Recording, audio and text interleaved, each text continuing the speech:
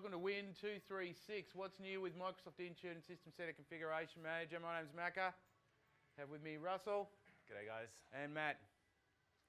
And we're here to talk to you today about what's new in Configuration Manager. So you thought you weren't going to get to see it, well, guess what, you are. And between here and now, we're going to basically take you through a bunch of stuff. So firstly, we'll just give you a quick one-slide overview of the state of play when it comes to servicing of Config Manager moving forward in Windows 10. We'll then level set everybody to bring us up to where we are currently with Config Manager 2012 SP2 and Config Manager 2012 R2 SP1. What we'll then do is just making sure everyone knows sort of what it is that we've been doing for the past little while. And then we'll bring you all up to speed with what we've got in Config Manager Technical Preview 3. We'll also probably take you through some of the stuff that we did in Technical Preview 1 and 2 as well. Again, just bringing everybody up to speed. And then we'll think about how we're actually going to be dealing with Config Manager moving forward.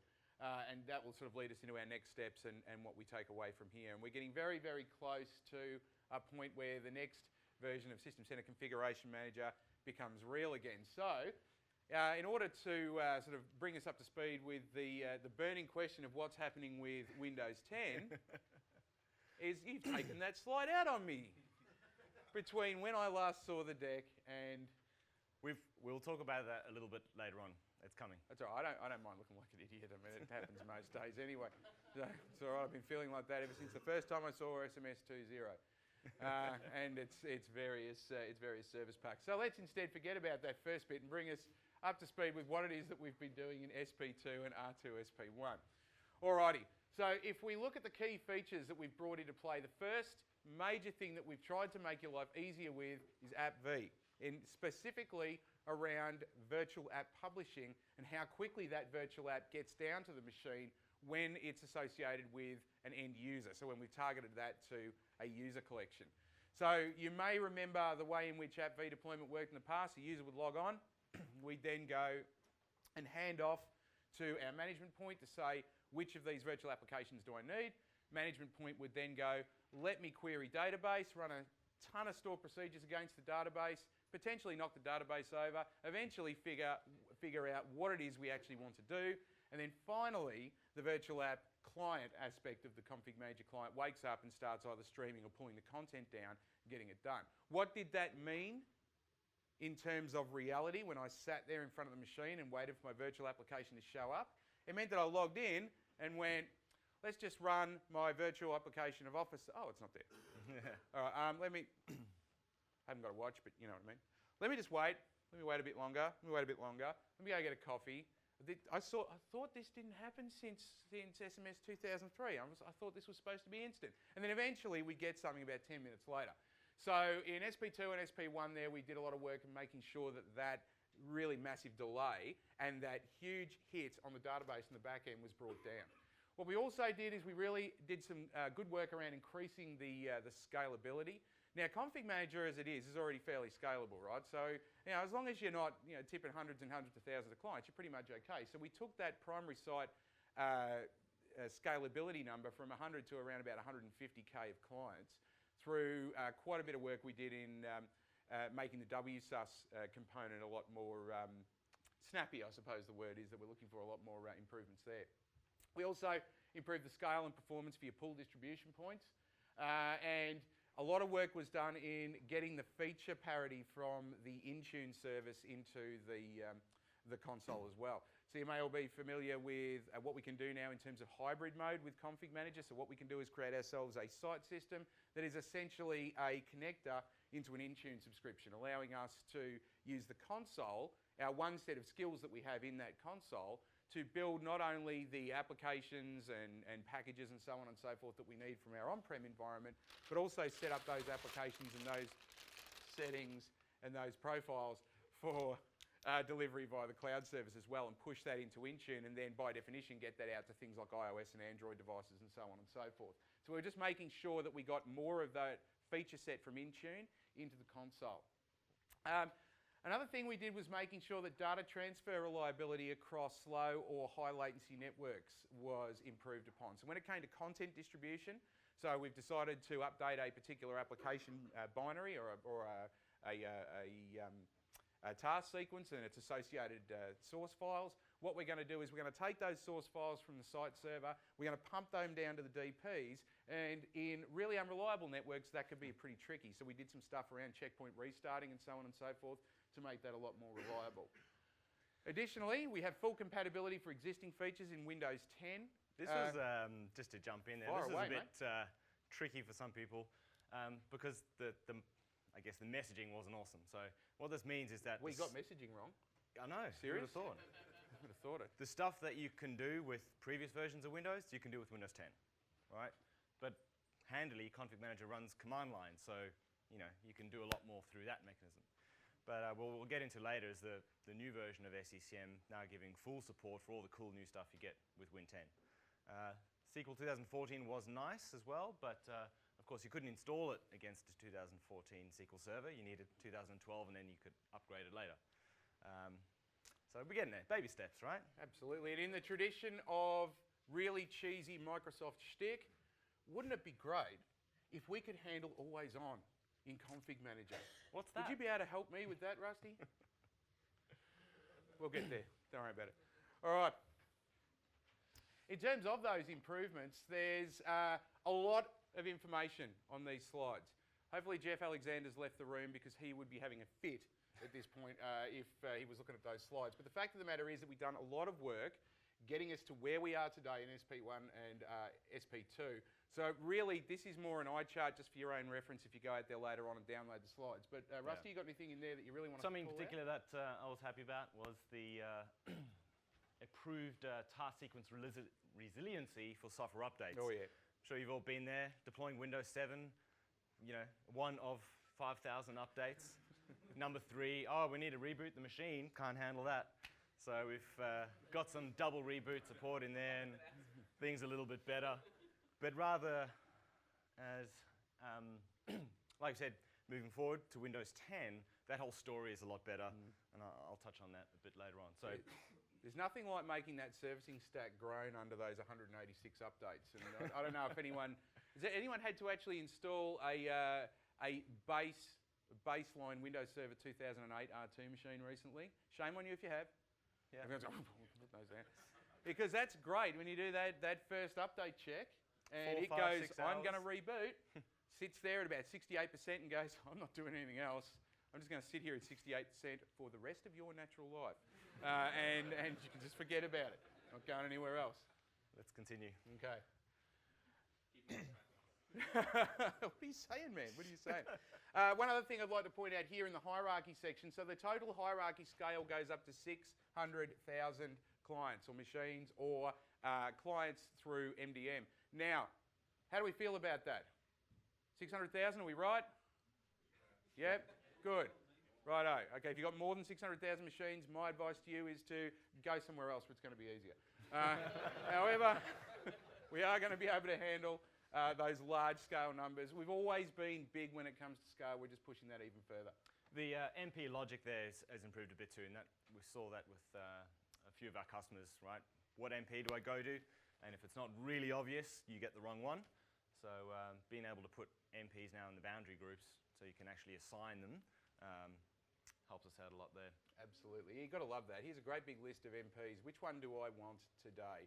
I want the one that is least, what's the word for it? Least useful for you. I want to go where you don't want me to go. All right, sorry. Fair enough. In terms of the hybrid functionality here, some of the things that I like is that sort of ongoing support for the device platforms, making it easier for us to get to other devices. Rusty? Excuse me. So we're starting to see where this is going, right? So this connection into Intune. Intune's actually delivering some additional features to us into the console.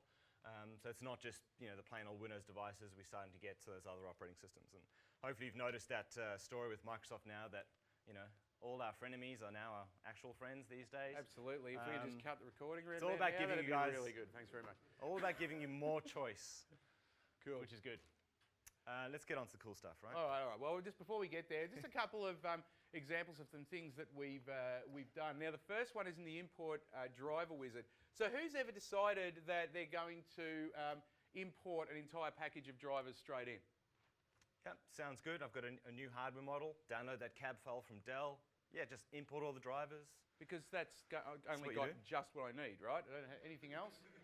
All right, cool. Why don't we stick it in the boot image? Because really, right, what I need more than anything else is the NVIDIA driver in Windows PE, because I'm going to play WoW, goddammit, in a pre-installation environment.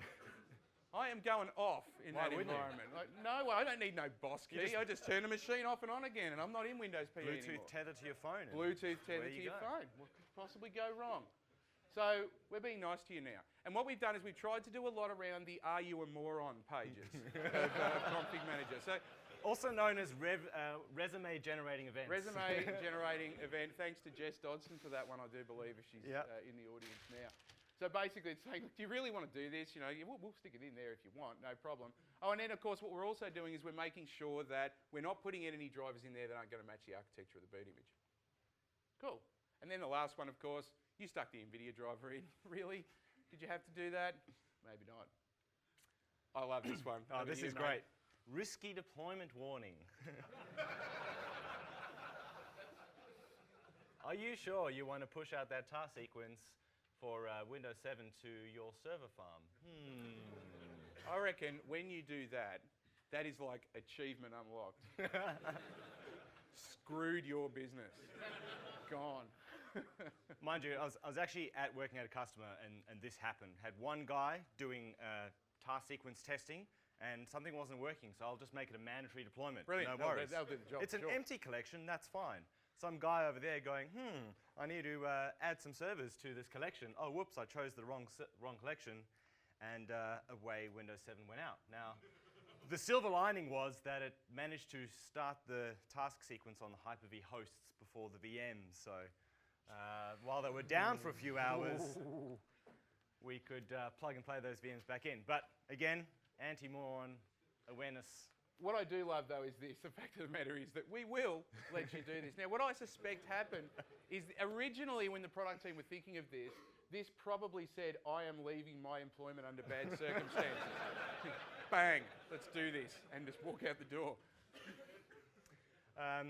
Distribution point summary report. This came out originally with R2, but it's had some improvements.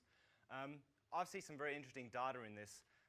We had a customer recently where they've got, I think they had 15 distribution points across their environment. You run this and, 12 of those 15 DPs haven't been used in the last 30 days because they had their overlappings wrong, they had their boundaries wrong, and also they had all these extra machines that they didn't actually need. So Nice. actually check that out. This is great. Who's actually using this feature, the automatically upgrade my clients? Yeah, a couple of people. It's nice in that things happen automatically, but there wasn't a whole lot of control. So baby steps again. We'll stop this happening on servers, which is generally a good thing. More improvements to come with the next version. There. Alrighty. Application management, Macca. Thank you. Yep. All right, so this was a feature that we really brought out to try and give you some nice policy wrapper around what's going on through the Intune environment. So just some standard stuff in here allowing us to lock down things like the ability to actually copy stuff up to iCloud on an iOS device, for instance, because we don't necessarily want all of that data going up to that user's personal environment. Now, you've got to remember that this is a fair way back in time, so Matt's going to be talking to us about probably some pretty major improvements that we've had in that area a little bit later on. But this sort of represents that first step into that more managed world when it comes to Intune. So I think you'd agree that we've done quite a bit to try and make things better. However, there's been quite a lot of concern and interest out there about what are we going to do with Windows 10 moving forward and how are we actually going to integrate with the new way in which we're delivering that operating system now. Because as you know, we're no longer doing that big bang anymore. There's going to be no more Windows after this one, except if something changes and it happens again, and we don't think it will. So we really want to talk now about the new version of System Center Configuration Manager. Welcome back, a name that's easy to say. Right? Because how many of us were getting sick of calling everything System Center 2012 R2-Configuration Manager? Right? Or Config Manager. SP1 CU3, yes. Yeah, it's just got a little bit harsh.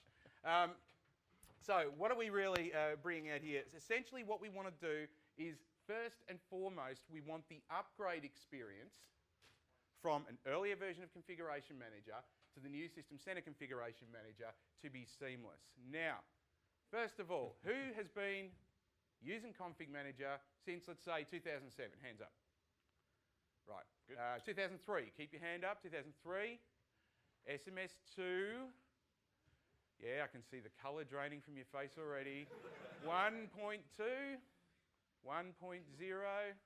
All right, so we've got some old hands in the audience. And as you know, Microsoft says to you often, just do the in-place upgrade. It'll be fine. What could possibly go wrong? As you're sitting there typing out your resume. You hit the setup button. And as you know, in the past, it hasn't necessarily gone as well as it could have. And you could apply that to the operating system as well. You know, we've all had our experiences with doing upgrades, and that's why we generally tend to build out new. And then when we left 2007 to go to 2012, we didn't let you do the upgrade, we did the migration instead. And now we're at a point where going to the new version, we need to make this as seamless as it is with the operating system. And there are reasons for this, which Rusty will go into soon. So we're saying to you now that in this new version, you'll do the in-place upgrade, similar to the way you do this with Windows 10, and you'll get there and you'll be good to go.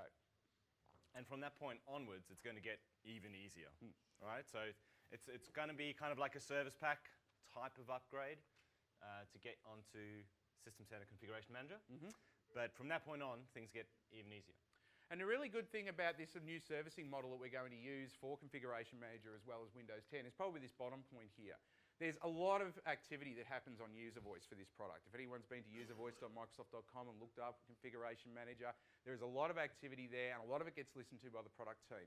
By going into this new methodology of servicing, we're able to get this stuff in there quicker, and then fundamentally all those new features coming in Windows 10 can be managed all the quicker as well. Guess what's at the top of that list for new features of Config Manager?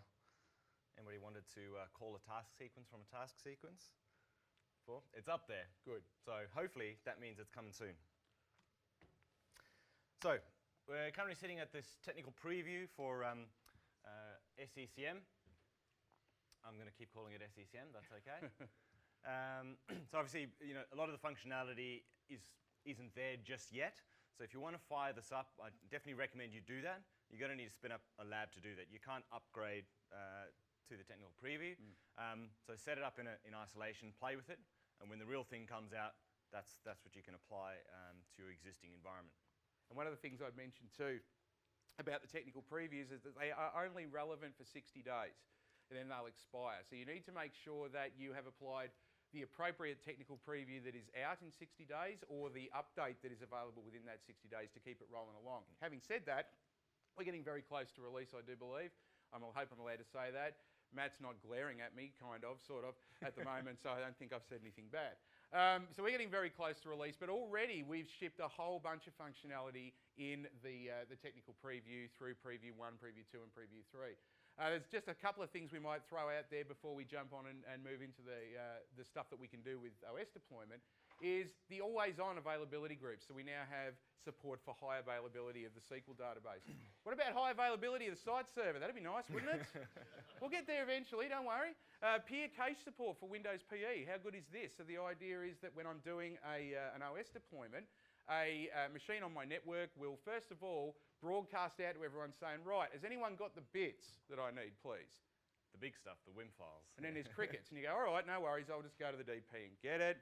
And then I'll do what I've got to do, and then I'll register the fact that I've got this stuff. And then the next person who wants to do their OS deployment says, who's got the bits? And my machine, if I've turned it on to be a source, says, yeah, I've got the bits, no worries, you want them? And we haven't had to go and get them from the DP again. I really like that feature. Of course, you've got to think about the cache, right? If you're deploying a big fat WIM file, that's 5 gigs plus boot image and other stuff, you might need to make some adjustments there for your cache size.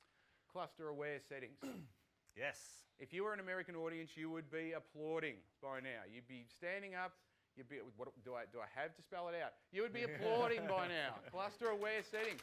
This is fantastic. So for a given collection, I can say everyone in here is a member of the same cluster, and I want to make sure that X% of these resources are available when I'm servicing this particular collection. So when you patch to Clearly that no one collection- cares. Does anyone run clusters anymore? Where you go? Oh, bugger, it doesn't matter if all nodes go down, we'll be right. Tripping up again. No worries. What do you mean you want services? Sorry, mate. Moving right along. Alrighty. So when it comes to the operating system deployment scenarios, you're going to see a lot of stuff here that's fairly familiar to you. So we've always been able to do that, new computer, fresh off the onto the computer, new image. We've got our Pixie boot capability, which we've always had, wipe and load. So grab the user's data, either image around it or stick it onto a state migration point, put it all back down once we've done the new WIM load. Side by side, so what we're doing is basically grabbing our information off PC1, PC2's on the desk, and then dropping the new image on PC2 and restoring the user's data on that one. Our removable media is still there, so when you've got that executive that's pretty much useless to everybody in the entire planet, that goes off to somewhere with no bandwidth whatsoever and destroys their machine, they can effectively rebuild it off a stick if they need to as well. But there is one brand new scenario. Yes, the in-place upgrade. Yes. And you'll notice this extremely complex task sequence, which now handles that natively for you. And this is the new Windows 10 deployment mechanism that we have, right? And again, it's stuff that's been around forever, but nobody dared use it more than once because it was crap. But in Windows 10, the in-place upgrade is really robust. And for any of you that have previously deployed an SOE environment, so most of the apps are good, most of the data is good, well, rather than having this complex task sequence to redo everything, let's keep everything the same and we'll just swap out the Windows 7 bits for the Windows 10 bits, right? So again, the two primary tasks here that are now built in, this is basically a new task sequence template that's in the wizard. Right, get the bits down there. You can also provide additional drivers, right? And then this next step here, actually upgrading the operating system. It's going to run setup.exe with some switches there, which are hard-coded. And if you want, you can add some additional switches using that task sequence variable, right? Quite similar to the way the USMT tasks work. So very simply, you can whack together this task sequence and start upgrading to Windows 10 with very little effort. Mm-hmm. Right? Just looking at what we're going to do as part of this process. Okay, we're going to run through some prerequisite checks. Okay, we're going to download that upgrade package, right? Drivers, the actual vanilla OS. And that's when setup.exe kicks in. And that's going to handle all of the, we're going to inventory the device first, find all the user's applications and data, make sure everything's good to go. We're going to move that old operating system off to the side, gets renamed Windows.old. We install the new OS and restore the user's data and settings. So all of that functionality is built into the Windows setup.exe. So you don't have to worry about it. A couple of caveats there. You've got to use vanilla media, right? So you can't go hand crank your own custom image and then try and do an in-place. But the idea is that you've previously deployed an image, so the machine's already in a good state. You've already done all the hard work. So getting you onto Windows 10 is super simple. Machine comes back up, the users log in, and everything is where it was before. And you've got to love that because in a traditional setting, what we do is we'd be getting that WIM down, then we'd be going into the main OS, and then we'd be doing everything else that we had to do previously. So the config manager client would be going back and seeing what applications it had to load down, what updates it needed to put in, et cetera, et cetera. Whereas in this case, config manager client doesn't really need to do anything. Basically, the in-place upgrade scenario has handled everything because everything's already there. We're just basically restoring all those symbolic links. We're reconstructing that registry. It's back down where it was. And all the config manager client really needs to do is just re-register itself with the management point, and then we'll clean up that client record in the database for you. So very little that could possibly go wrong. You can count on that. So one of the brand new scenarios that we are lighting up in this new version is working alongside Microsoft Intune to provide MDM style of management to devices, but everything is staying on-prem, all right? So the idea is that, again, config manager is connecting to Intune, so it understands all of those new policies and things, but then it's the SCCM site server that's delivering those MDM style instructions to your devices. So this is great if you've got maybe Windows embedded or handheld barcode scanners and things like that you want to manage with MDM style of management, but you don't want everything going up to the internet. Good for IoT type boards as well that maybe in a really specialised or secure environment that aren't actually allowed to connect directly to the internet as well. One thing just to note on this though is that when those machines are provisioned, right, so that they're now managed by your SCCM site server, they're only ever managed by your SCCM site server. So if you take those devices somewhere else and connect them to the internet or something, they're not going to be managed, they're not going to be connected, right? So the whole point is this is a kind of a specialized scenario, right? Highly regulated, or it's all in a warehouse, it's not connected to the internet, whatever. That's where it becomes useful. It's Windows 10 only, so no iOS, on-prem, MDM, no Absolutely. Android, Yep. on-prem, MDM. Windows 10 IoT embedded devices, things like POS systems and things we're looking for. Yep, totally. Not end-user devices, because as soon as that device roams, they're not going to receive policies, apps, nothing. Yep. Yep. So just for the mic, MDM on Windows 10 only, no Yeah. other devices. And if you're looking at the docs at the moment under TP3, we're basically restricting it to phone IoT, and Windows 10 Enterprise is capable of doing this as well at the moment, I believe. Yep. Ooh, some dots. There you go. Just in case you weren't sure what was happening there. So just, having a bit of a closer view, we'll just run through this very quickly. So like you would enroll a device traditionally with Intune or an MDM service, okay, checks in with Config Manager, the device then gets enrolled, your management point sends out its management instructions there, and also you get access to your DP. So if you are pushing out things with data behind it, then it's getting everything from that local DP. The next slide is my favourite. Maka? Crickets. What do we need to do? Azure Virtual Machines architecture. Thank you. Thank you. There was just one, but that's good enough for me. So I can put the entire architecture now into Azure if I want. I don't have to put anything on-prem whatsoever if I don't want to. For me, personally, this is beautiful because when I do a lot of demos, I don't particularly want to be carrying around a really heavy machine anymore. So being able to put everything into Azure is really, really useful for me. Notice too, the site server up there as well if you need to. There's your high availability. There you go. It's not going to go down in a hurry. We talked about this already. There's some pretty pictures quickly. That's actually big because it cut down the number of DPs by. Absolutely, absolutely, yeah, very true. So just for the benefit of the recording there, I was just mentioned that is a real benefit because it really cuts down the amount of DPs you need to be looking after on premises dramatically. Yep. Oh, you can have this one all in your own, mate. Let's talk about servicing. Now we had a recent blog post go out on the SCCM blog, which is great because originally we said that Windows 10, if you want to manage Windows 10, you need this new version of SCCM, which is fine, but it's not coming for a few months. So we changed our decision, and we've said that with the current version of SCCM, so we're talking 2012 R2 SP1 or R1 SP2, you need some cumulative updates on there. We will support the first release of the Windows 10 long-term servicing branch, because that's not going to change for 10 years, so that's okay. And we'll support the first couple of releases of Windows 10. Now, if you've been following that, we've already had two, right? The big release in July. We've just had a release last week.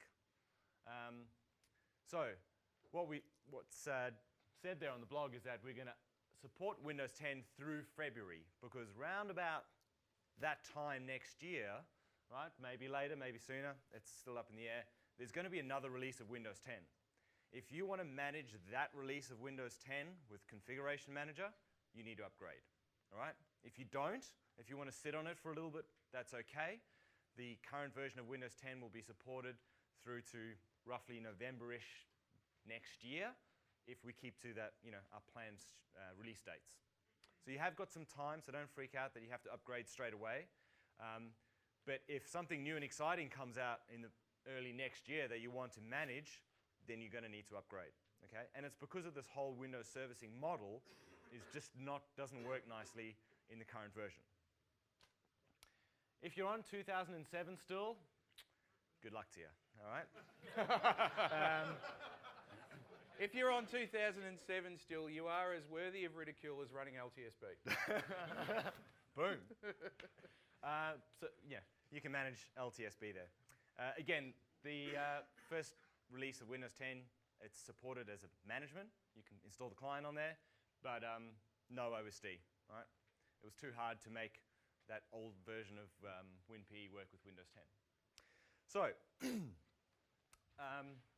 Windows 10 management, right? That's the first bit there that we've just talked about. Now, what's happening with SECM? Like I said, we've dropped all the difficult to say version numbers. It's now just System Center Configuration Manager. In the same way that Windows 10 is Windows 10 across all the platforms, right? Regardless of these updates we're pushing out, SECM is taking that same methodology.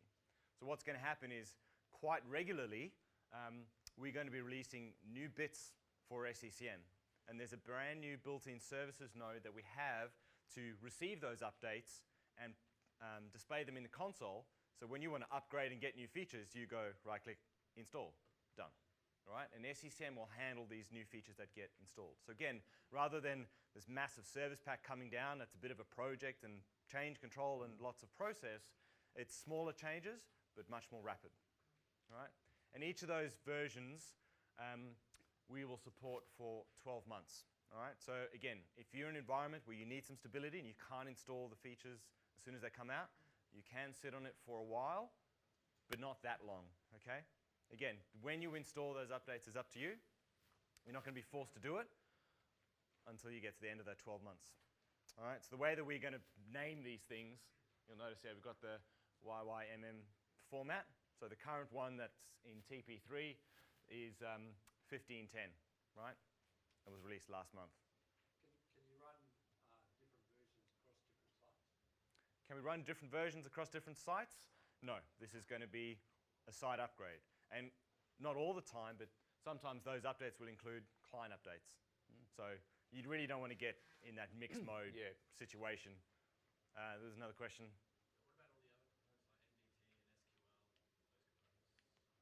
What about things like MDT and SQL? We can't really talk to those as a way of servicing what we're doing in Configuration Manager. So we don't know whether those servicing methods will change for those either.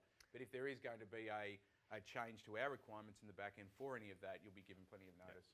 What's more likely to happen is that at some point we'll go, right, if you're still running SQL 2008 R2, then before you apply this next update, go and update your SQL Server.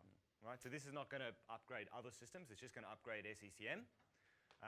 But that's something that's likely to happen, right? And as Russell says, remember too, you're going to be supported for a certain amount of time anyway. So if you know ahead of time that update X is going to require this change to SQL, then you've got 2 iterations to get away with, which is going to be a certain period of time. So it gives you some time to actually build that change control in for those other components.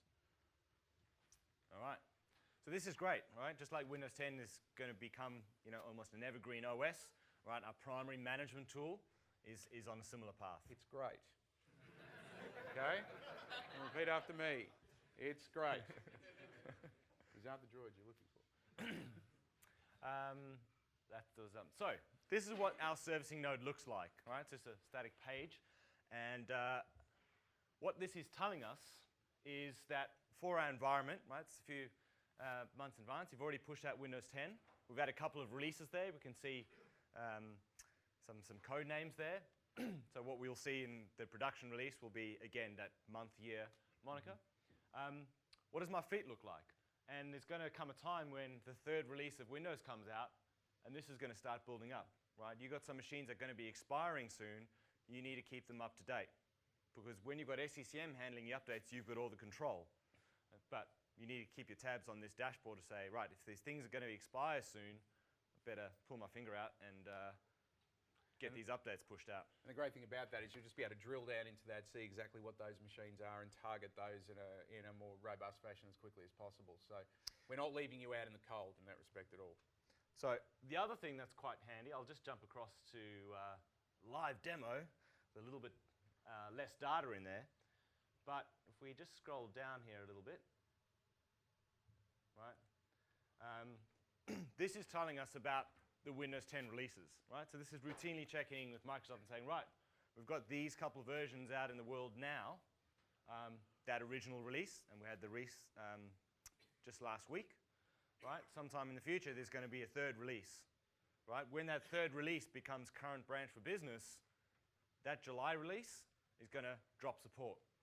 So what that means is, if anyone's got that July release running on their systems, you've got about 230 days before that device is out of support.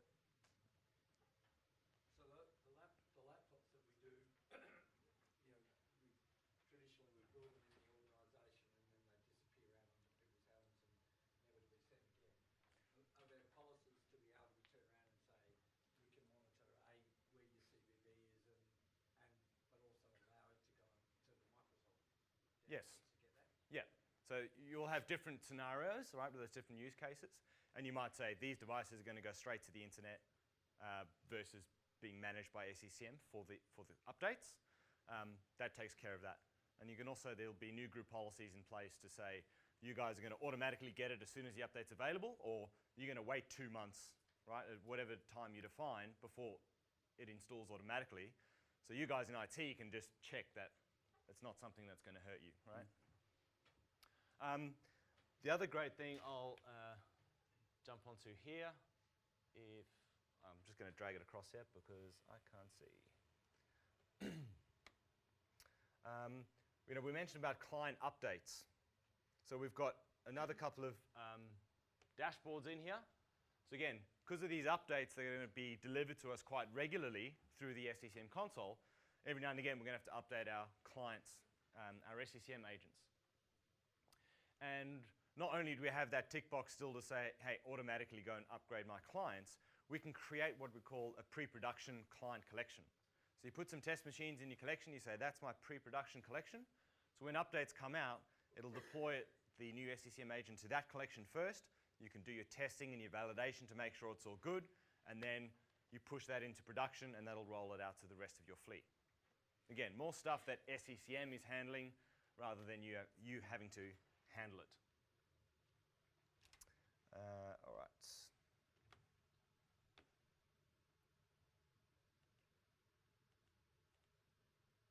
Right, there's a snapshot with something with a bit more data, right?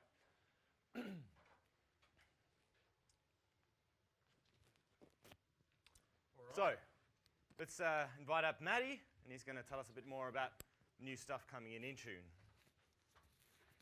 Any other questions about that? I know there's been a lot of confusion about the support stuff with SCCM. Just specifically with the updates, you mentioned there that you would configure the device to go and look for updates in group policy. Does that mean that you'd build out your update package and make it available, and then group policy would determine when the device checks for the update? Or is that all still in SCCM? The first decision is, are we going to deliver updates through SCCM/WSOS, or is it going to go to the internet directly, right? That's Windows Update.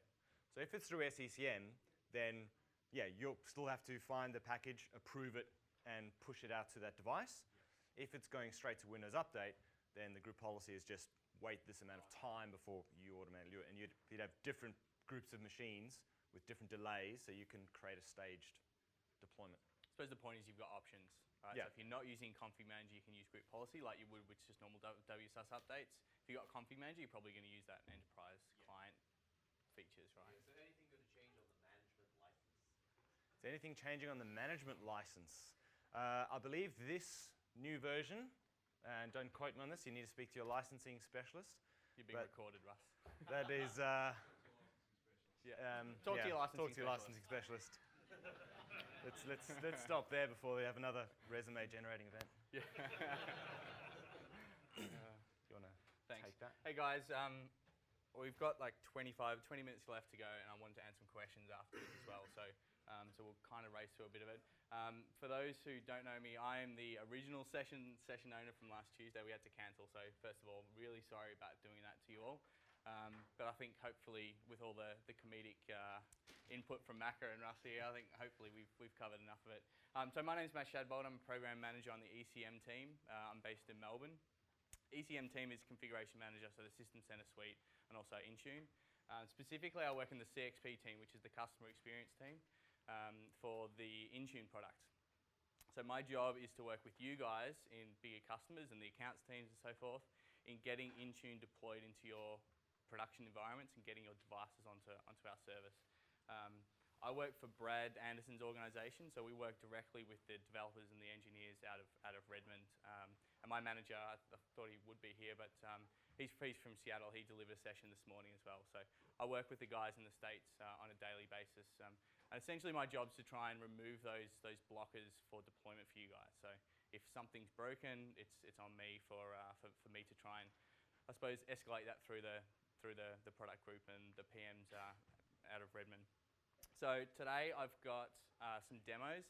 I know that we originally said this was a level 200 session. I was going to put a whole bunch of marketing slides and stuff together, but I've got some demos to talk about and not too many slides. So we'll just go for it, and hopefully about 6 o'clock we'll do some questions as well. So we're releasing right as we speak. Actually, I don't think it's hit the Asian data centers yet, but Mac OS support for the Intune MDM standalone clients at the moment. So this is from, got it on the slide here, 10.9 upwards, Apple released an MDM management stack within their operating system. We're basically allowing you to deploy security policies and so forth to Mac devices and manage them without having to put a config manager client like we did in config manager 2012 R2. So anybody doing Mac management with config manager at the moment? One. Anybody got Macs that they're just not managing? Yeah, cool. Okay. Because it was so hard. It was really hard. So we've had Mac management since Config Manager 2012 SP1, I think. The problem with that is because there's no AD and there's no I suppose domain aware application. We had to deliver certificates to it. We had to somehow install the PKG file. We had to do a whole bunch of mess to try and get that config manager client on it. And then we didn't have a lot of support for the features anyway, so it was just like application deployment and a little bit of hardware, software inventory. So we're kind of moving away from that now. We're going to start using the Mac OS MDM stack to start managing this stuff. So we have it in production now. I'll show you a demo in a second. I was speaking with the feature PM for the Mac OS MDM management last week, and he wanted to, I suppose, really stress that it's a V1 feature release as well. It's not feature complete at the moment. It's really quite basic. You get some password requirements and complexity, some screensaver stuff, and some reporting on your compliant and non-compliant apps. So it's really basic at the moment. We don't have application deployment support. We don't have VPP support yet, but it's certainly in the backlog. And if you're using Macs or you want to start managing Macs, please use that user voice that the guys were talking about before. We do check it, and take all that sort of feedback really seriously. So, quick demo. So I've got a demo for both standalone and it's really hard with. Just duplicate screen. Yeah, that's what I'm going to do.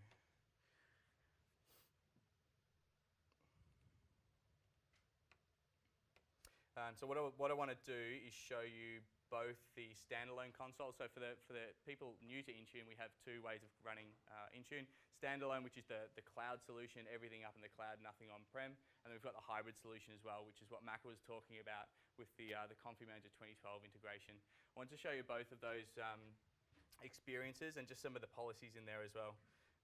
I've got a tenant here.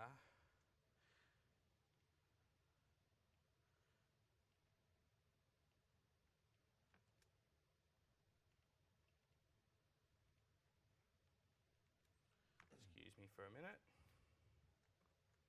You'll notice the great support for Edge browser. So this is our classic Silverlight console, which doesn't work with Chrome anymore. They got rid of Silverlight, so that's just terrific. We're on Internet Explorer and Firefox at the moment. I got the demo here as well for the Mac policy side. So if we go into asset and compliance here. For all of our MDM-based policy deployments, we actually use what we call configuration items. Configuration items being around for Config Manager, basically DCM from 2007. And we utilize, I suppose, that engine to be able to deliver these policies out to our MDM devices. You'll see here that this is the TP3 preview with the 1510 extensions installed on it. And this console here has been streamlined an awful lot since the I suppose the R2 releases as well. But you can see here that we've got two types of DCM settings that we're going to be able to deploy out. It's a little bit blurry, but one's for settings for devices managed with a config manager client. So that's your traditional DCM compliance settings management. Georgie and I are so familiar with. The second one is the settings for devices managed without the config manager client. So these are your MDM policy settings here. You can see that there's iOS and Mac OS X options. Let's give it a name. I just want to quickly show you what settings are available because it's not a lot. So if I untick the iPhone and iPad because they're obviously going to have different settings, these are the settings that we get available to be able to change. So some password settings, iOS.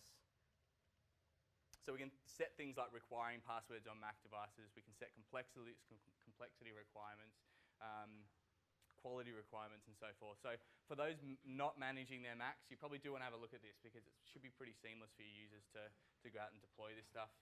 And the policy console for the Intune standalone is pretty similar as well.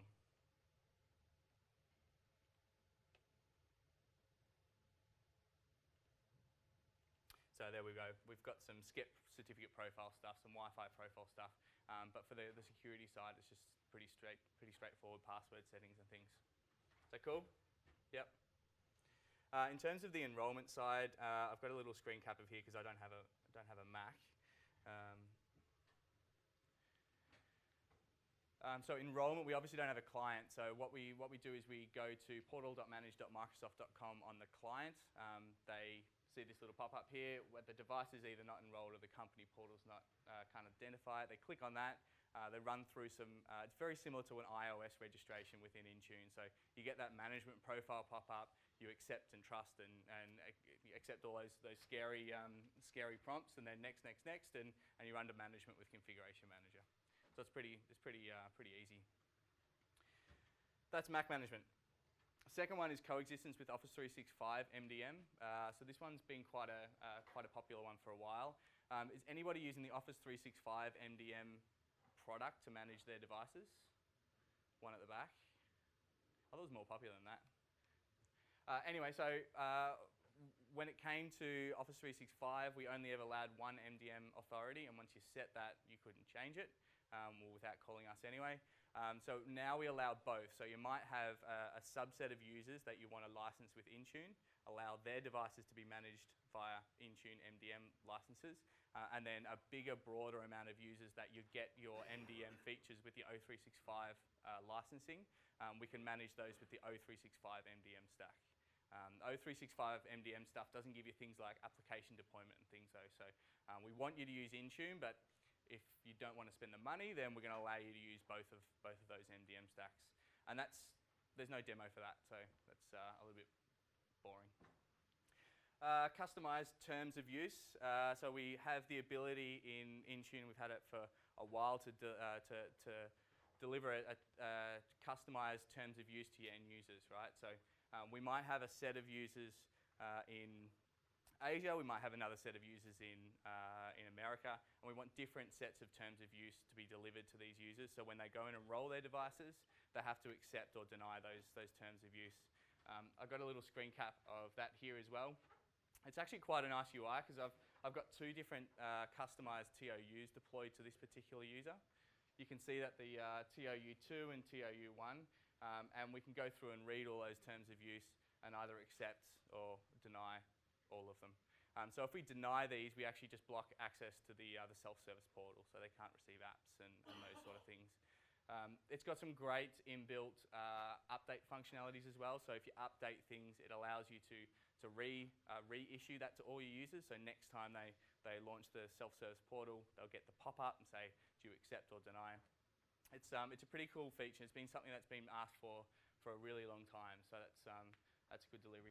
This particular feature here is in standalone only at the moment, but it's planned for future Configuration Manager updates.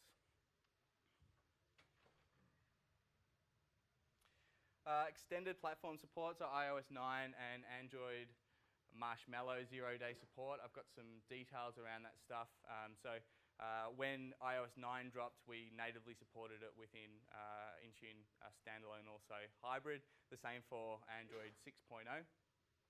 there's a whole bunch of new features that are available on those platforms that we don't yet support though. So we support all the old features that we supported in iOS 8 and Android 5 and 4.6, but they're slowly coming along. So watch the Intune blogs for updates because they're really good at releasing these new updates.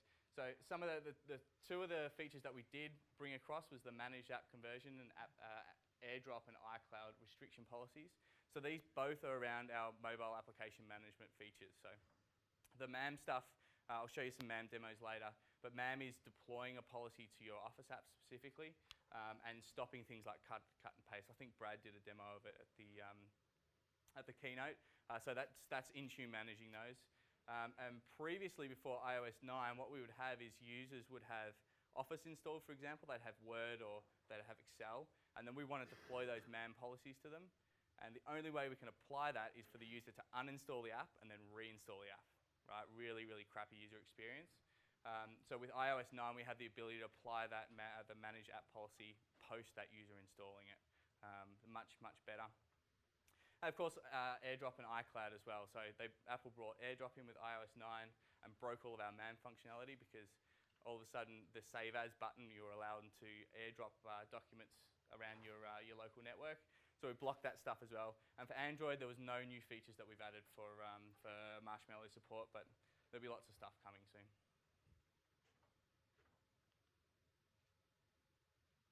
Windows 10, as the guys have said about the Windows 10 stuff, there's so much focus on Windows 10 at the moment, it's crazy.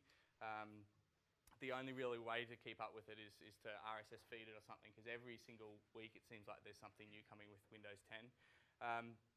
We brought Windows 10 feature policies in, such as disabling Cortana and things. Both of these policies are for both the mobile and the desktop, so Windows 10 desktop computers as well as your Windows 10 mobile when that gets released. MSI delivery via the MDM channel has been something that we've been talking about to a lot of customers this week. So these are your devices that rather than putting a config manager client on it in Windows 10, we're going to do the MDM management of them. We'll enroll them via Azure AD Join at the bottom there. We now have the ability to deliver MSI installs to these devices via the MDM channel, which is pretty cool, I think. Will they have bits like, data transfer? I don't think so. No. Just wait and watch. Take a while. So these sort of scenarios are your BYOD scenarios, your home user scenarios, or choose your own device. So we might buy a device, we might run the Azure AD auto enrollment, and then start receiving those 2 or 3 lob apps while I'm at home. I'm not in the office. I'm not physically plugged in, and all that just runs over the MDM channel. Enterprise data protection is a new feature that's coming in Windows 10. We've lit up these. EDP is going to be a game changer in terms of Windows 10 security. I think it's going to be one of those real features that enterprises go, it's worth jumping on Windows 10 now for. And that's essentially doing mobile application management or application management and data management within the platform itself. So what you'll do is you'll protect applications and say any data that's created by this application can't be copied somewhere else. It can't be sent via email. It can't be copied and pasted. And you can just pick and choose. So it can be any legacy app. It can be any old SAP app, any old Java app, whatever it needs to be. Because it's done at the platform level, it's super secure and super cool. So we've lit up all those policy settings already. RMS is a bit different. And it also doesn't support every kind of document, right? So RMS is great for Office documents, but like PDF at the moment is, right? But this is now at the application layer through the platform. So the kind of the way we see it is we use mobile application management policies, I'll show you in a minute, for the non-Windows devices. So you've got your iOS and your Android devices. We use MAM to secure the data within those apps. EDP is going to be the Windows 10 version of that. And because we have full control of the platform, we baked it into Windows itself rather than applying them at the individual app levels. And then we just basically switch that policy on by giving it which application we want to protect. It's pretty cool. There's some demos and stuff around that Satya's been doing the last couple of days as well. It's probably worth having a look there. And Azure AD Join auto enrollment is something that I think everybody's kind of excited for. And that's where we are just going to use the out-of-box experience. Ben was saying there was a demo of it the other day, so I'm sure there's a video of it. You get your brand new PC from JB Hi-Fi. You run through the out-of-box experience. You get the prompt to say, do you want to enter your corporate credentials or your school credentials? You pop those in there. It goes off to Azure AD. It registers the device. Intune picks that up, and then all the security policies start streaming down to them. So we can set those PIN policies. We can deliver those MSIs. We can find your compliant and non-compliant apps. And there's no need for that user to have been in the office or do a traditional domain join. Or speak to IT. Yeah. That's what we really exactly. want, right? Yep. So Windows 10 is a huge investment area for us, and it's just going to keep getting better and better. It's cool. It's really cool. Self-service passcode reset was dropped last week. I was preparing this last week, and I was really happy to see it to make it into the last build. So we drop builds every month, and sometimes things slip or they get in. This one came forward, which is awesome. So one of the main features of our MDM platform is doing passcode resets from admins, right? So we've got 10,000 iPads out there. How many of those do people forget their pins for, right? It happens all the time. Previously, those users would have to call up help desk. Help desk would right-click, reset passcode, and then the user's device would unlock and their passcode will be cleared. We've now given the users the ability to self-service that passcode reset. So I think we've got some time. I might quickly just show you that process.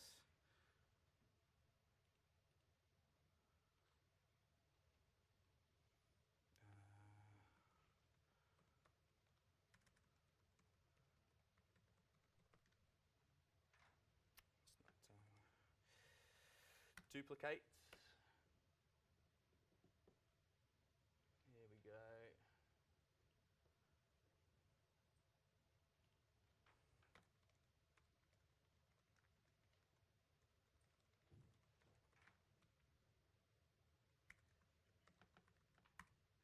Thanks.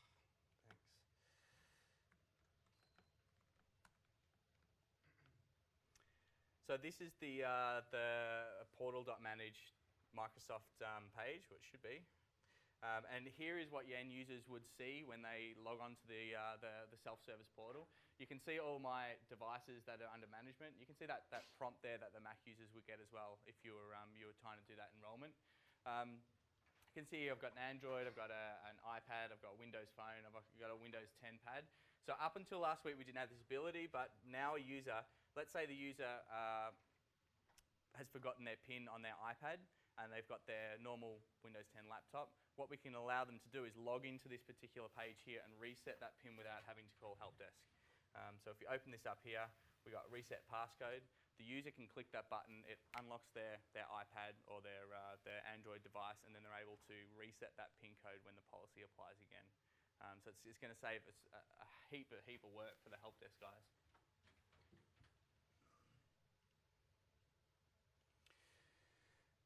Last one is Intune Man with our MDM. So I'm going to demo this one as well. So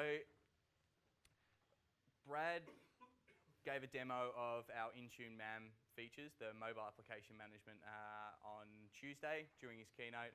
These are our data loss prevention policies that we can deliver to our wrapped and Office apps for iPads or for iOS and Android. It's a real key feature for us when we're trying to compete against other MDM solutions and other vendors who have similar sort of things. So when we released Office for the iPad, we didn't want to create multiple versions of Word for different MDM vendors. We didn't want multiple versions of Word for work, for school, for home. What we did is we enabled those Word and Excel apps to have multi-identity built into them, right? And what we do with MAM is we actually look at that business identity and we wrap all that data that you're creating and you're using within those business contexts with our MAM policies to stop that data from leaking. So that's what Brad was showing you the other day in terms of I don't want to allow this particular confidential document copied into a Twitter app or saved into an unsafe location. before Wednesday, when Satya announced it was Wednesday morning our time, we had to have MDM device enrollment for this stuff to work. So we had to take over that user's device. We had to become the manager of it.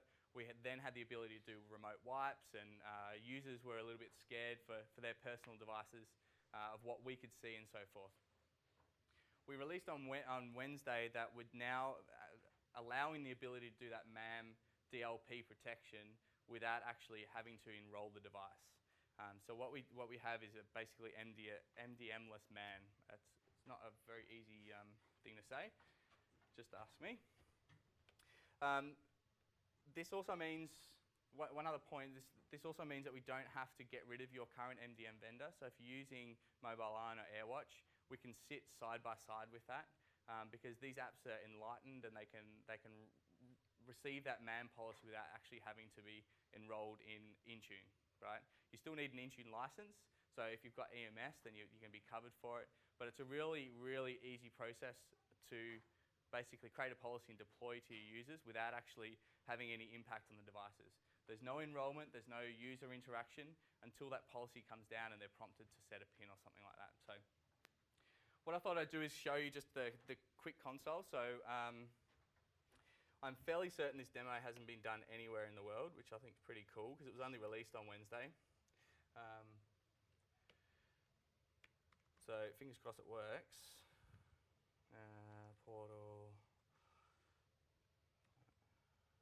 azure.com. So my account here has been enlightened, or basically flighted with this particular feature. This is coming really, really soon. It's been announced, it's supported, but it's still in our TAP program at the moment for certain customers. So it will be there soon.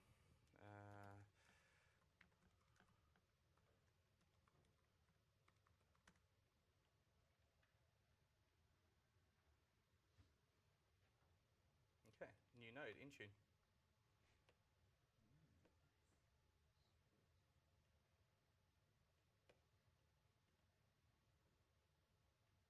Okay, so there's some reporting there as well, but the current build that I'm on is not up to date with it, so it's not working. So this is as simple as this for the MAM policy deployment. So this is, again, what Brad was demoing the other day, but with the Intune integration. We're just taking that whole Intune side away from it. So we've got our users coming from Azure Active Directory, as we would expect it to, and then we've got policies for app configurations. So what we might have is all of our execs or something like that showing up in here,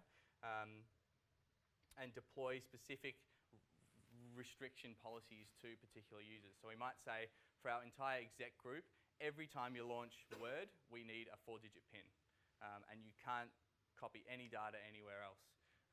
For our information workers, we might go, well, we're going to allow you to have 30 minutes before we're going to prompt again for a PIN, so that we're not getting in that user's way.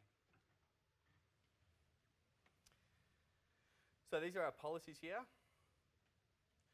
When I go and add a policy, I have to give it a name and a platform. And then what I do is I target certain apps. So you can see here at the moment, at this particular build time, we've got OneDrive, Excel, PowerPoint, and Word that have been enlightened for this particular feature. So what we do is go ahead and tick these.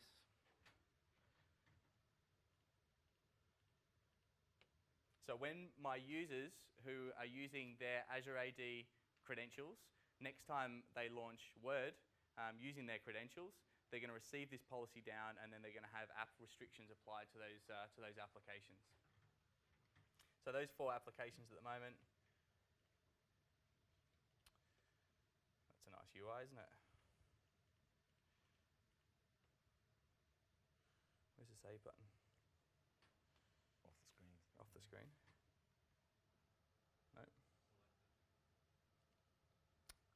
It's good UI, isn't it? I'll take that back to the team. And these are the settings that we've got. So we've got prevent iCloud backup. So we can say on this particular version of Word, we're not going to allow any data to go to iCloud. We're going to allow data to be transferred to none. So if I've got this particular document in Outlook, for example, we're not going to allow you to move that document or that data to any other application. It's got to stay in Outlook. restricting the copy and paste and so forth. That simple pin I was talking about before is probably the most, I suppose, the most popular policy for us. We can set here to say, do we want to use a fingerprint instead of that pin, which is quite a new feature for us as well. So every time we open up Word, it's going to say, please use your pin or touch the fingerprint reader, and that'll unlock that application as well. So all we do is go there, error creating policy ID.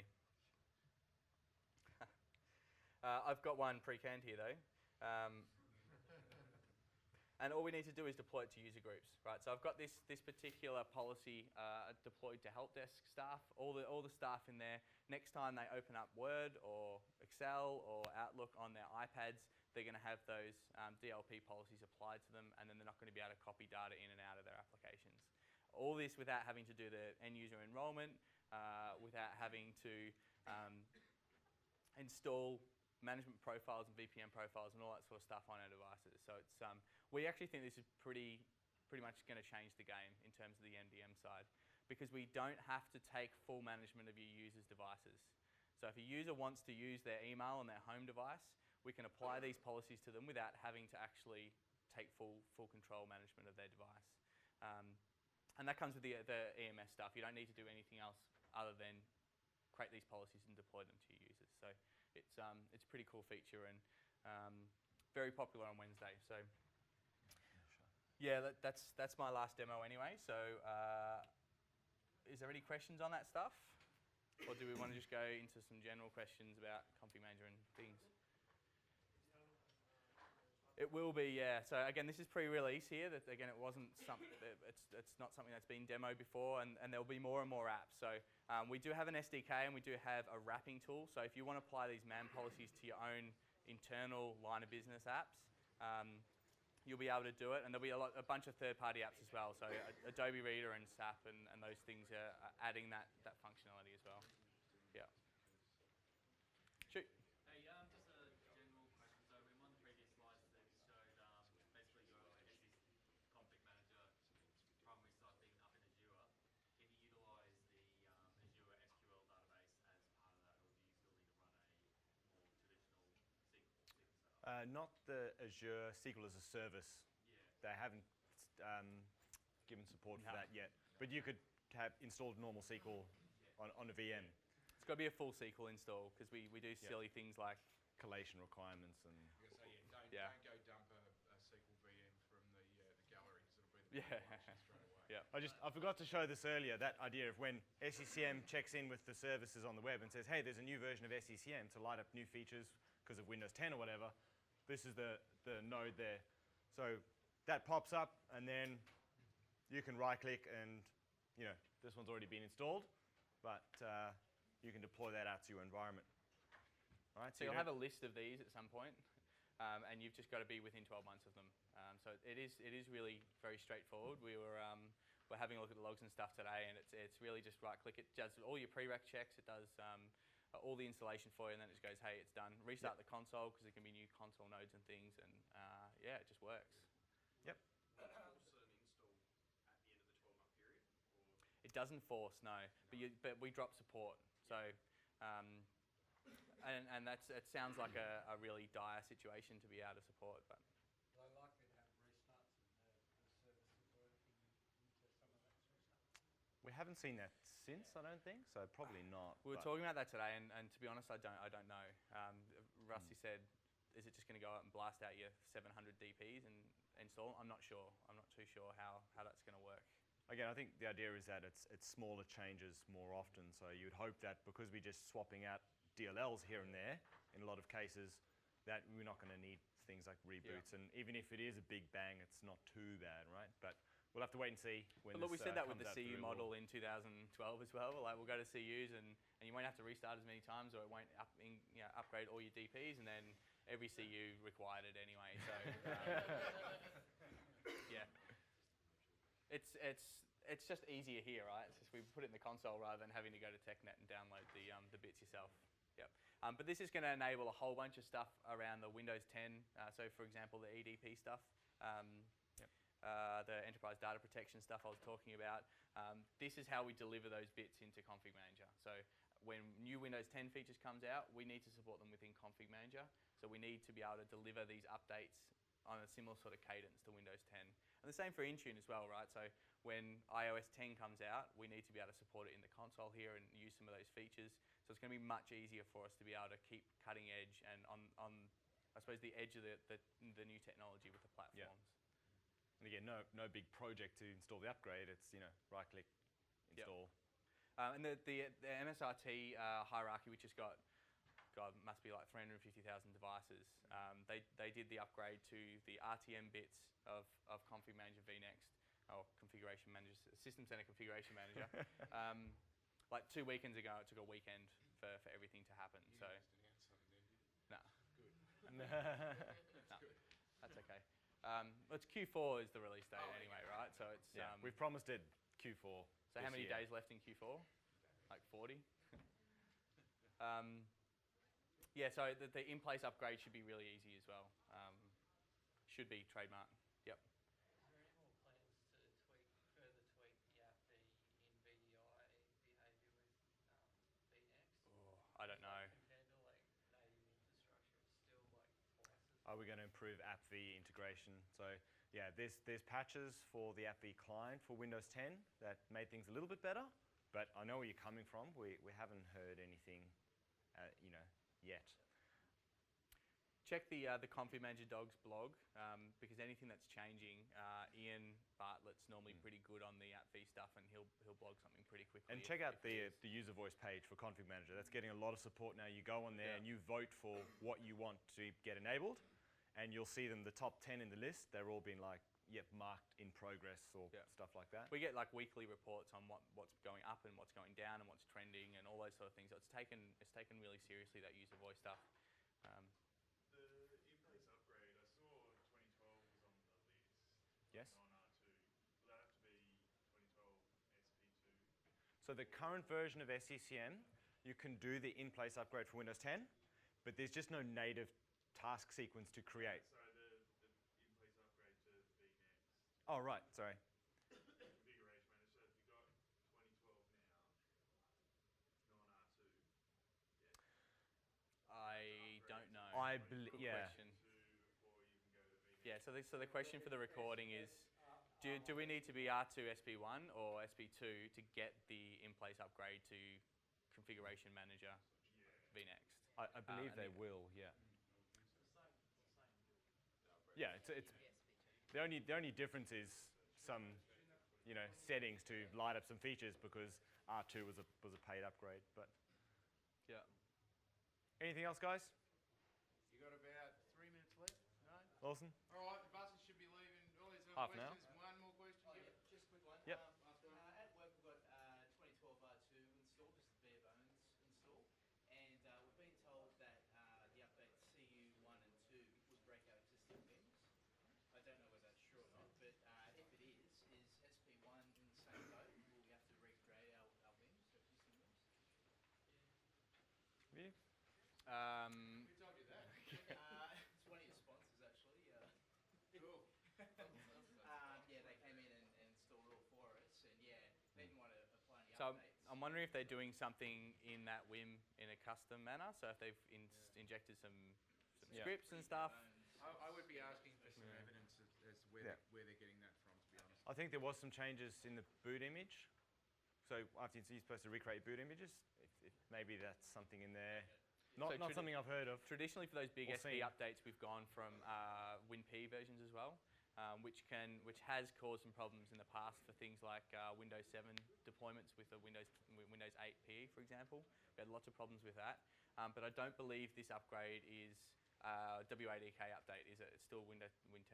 It's the CUs. The CUs. Yeah, so I think the CU gives you support for using the Windows 10 ADK, but you don't have to. You don't have to. You can just use the current PE version. Updated ADK, the 586. That has some issues with Config Manager. Yeah, it was. Okay. But if you wouldn't be using that yet because you're still on original R2, so So maybe that's what they're talking about. Possibly, yeah. So it might be just a bit confused between versions and stuff. Yeah. I'd be doing some research before you just go, nah, we can't do CU upgrades because they're saying. And it's really needed if you want to manage Windows 10 devices. So while it wasn't, it was supposed to work, it didn't. You need those CUs applied to do Windows 10 management. Cool. Should we go get a beer? Cool. Thanks, guys. Thanks, guys.